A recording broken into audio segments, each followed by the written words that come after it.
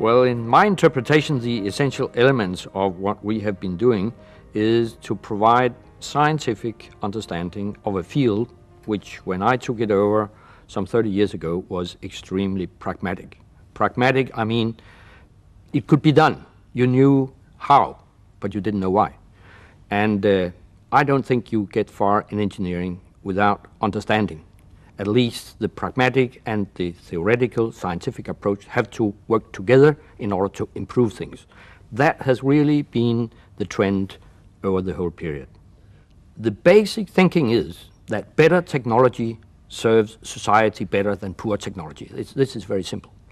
And again, better technology is technology we understand how it works.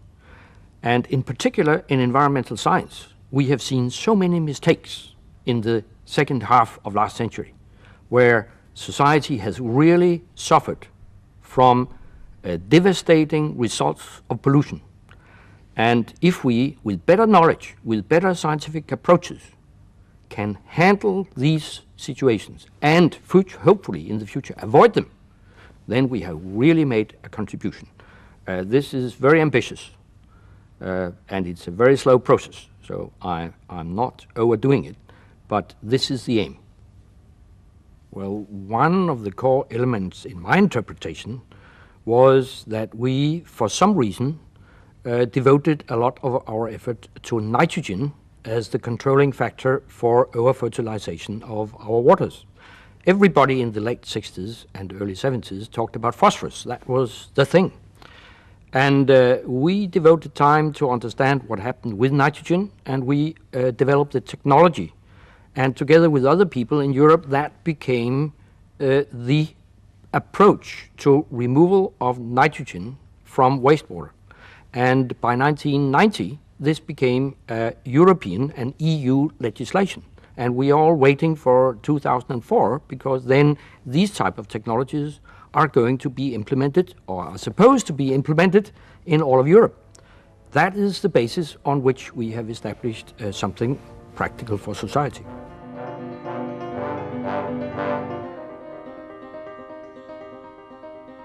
I wanted to be an engineer. First I wanted to be a chemical engineer, and then I found out that it was much more spectacular to make bridges and dams and things, so I became a civil engineer. And I was convinced that I would go into practice, I would go into consulting engineering or contracting or things like that. It was not until I realized that I was never, ever satisfied with the solutions which were there. This is a personal interest, and this is something you realize yourself at a later stage, that you are all the time concerned about making something different or better than what is on the shelf or in the drawer. And that is really the basis on which I found out with myself that I was more of an engineering scientist than an engineering practitioner. Well, to encourage a young student to go into science would require, first of all, that he is good, because it is highly competitive today. In fact, it's much more competitive today than it was 30 years ago. And he has to have a very keen interest. He has to think that science, working in science, is fun. That is, to me, a very significant driving factor. It sounds very strange outside, but fun, to have the pleasure of doing it, is a great motivation. And then he has to be ready to do the work, and this is not from 9 to 5 kind of work. This is with you all the time. But if he has that urge, there's a lot of experience, excitement, and a lot of many happy events in life in working on that frontier.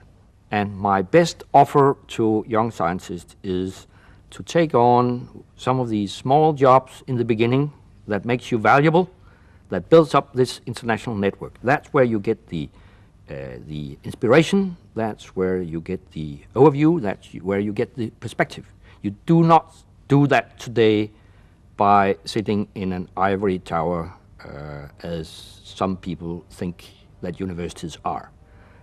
Ivory tower universities, they are obsolete today. you have to be out and going in the international research community. Otherwise, you are lost behind the train.